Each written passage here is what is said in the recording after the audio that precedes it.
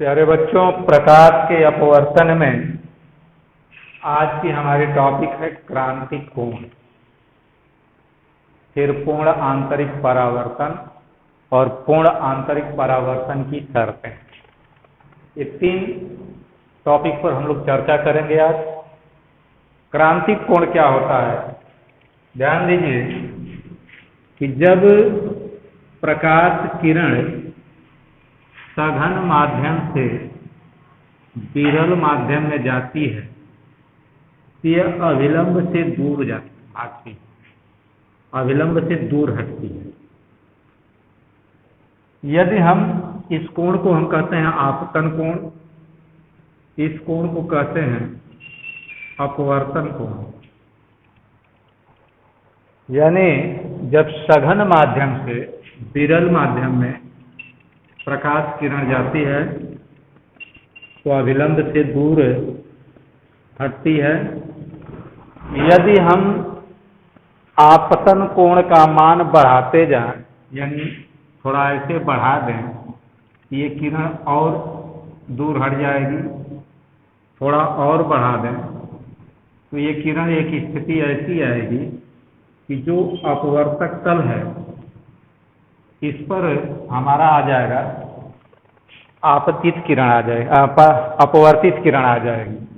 उस स्थिति में हमारा अपवर्तन कोण 90 अंश हो जाएगा, अपवर्तन कोण 90 अंश हो जाएगा।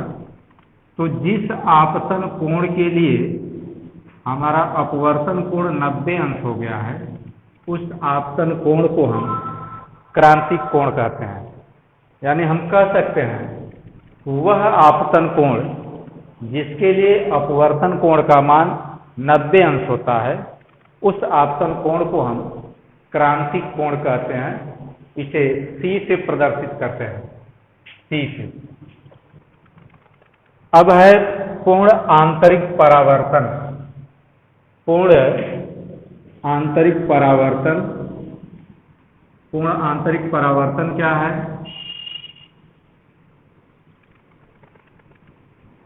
जब सघन माध्यम से विरल माध्यम में प्रकाश किरण जा रही है तो अविलंब से दूर हट रही है, अविलंब से ऐसे दूर हट रही है। तो आपतन कोण का मान अगर हम बढ़ाते जाएं तो अपवर्तन कोण का मान भी बढ़ता जाएगा। आपतन कोण का मान एक स्थिति में ऐसा हो जाएगा कि अपवर्तन कोण का मान 90 अंश हो जाएगा। तब आपतन कोण को हम क्रांतिक कोण कहेंगे। और अब आपतन कोण को थोड़ा सा भी मान बढ़ा दें आपतन कोण का, तब ये प्रकाश किरण जो है ऐसे बढ़ा दें, तब प्रकाश किरण अपवर्तित न होकर के उसी माध्यम में वापस चली जाती है, यानी इसका परावर्तन हो जाता है। इस घटना को हम पूर्ण आंतरिक परावर्तन कहते हैं। यानी हम कह सकते हैं कि जब आपतन कोण का मान क्रांतिक कोण से अधिक हो जाता है, उस स्थिति में प्रकाश किरण जिस माध्यम में आपतित होती है उसी माध्यम में परावर्तित हो जाती है। इस घटना को हम पूर्ण आंतरिक परावर्तन कहते हैं। इसके बाद पूर्ण आंतरिक परावर्तन की शर्तें। इसके लिए दो शर्त है, यानी पूर्ण आंतरिक परावर्तन कब होगा, इसके लिए दो शर्त है। एक है प्रकाश किरण सघन माध्यम से विरल माध्यम में जानी चाहिए। जब प्रकाश किरण विरल माध्यम से सघन माध्यम में जाएगा तो पूर्ण आंतरिक परावर्तन नहीं। तो पहली शर्त यह है कि सघन माध्यम से विरल माध्यम में जानी चाहिए प्रकाश किरण। और दूसरी शर्त यह है कि आपतन कोण का मान क्रांतिक कोण से बड़ा होना चाहिए। आपतन कोण का मान क्रांतिक कोण से बड़ा होना चाहिए, तब जाकर के पूर्ण आंतरिक परावर्तन होगा। ये दो शर्तें हैं। पहली शर्त, प्रकाश किरण विरल माध्यम से सघन माध्यम में जानी चाहिए, और दूसरी शर्त कि आपतन कोण का मान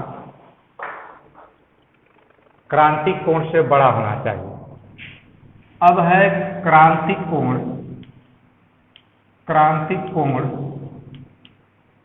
तथा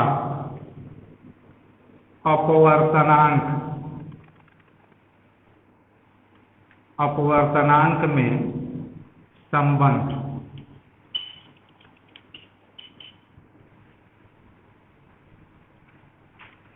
है ना?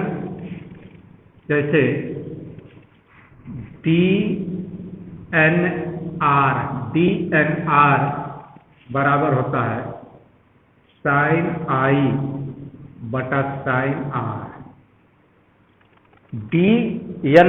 DNR का मतलब, D का मतलब डेंसर और R का मतलब रेयर, यानी प्रकाश किरण सघन माध्यम से विरल माध्यम में जा रही है, तो sin I आपतन कोण है, R अपवर्तन कोण है ना? क्रांतिक कोण यदि I बराबर C माने आपतन कोण क्रांतिक कोण के बराबर हो जा, तब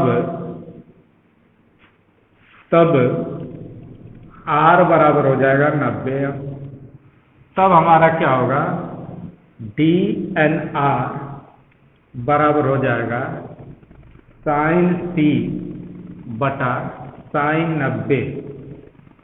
sin C बटा sin 90, sin 90 का मान 1 होता है, तो यह हो गया DNR बराबर sin C।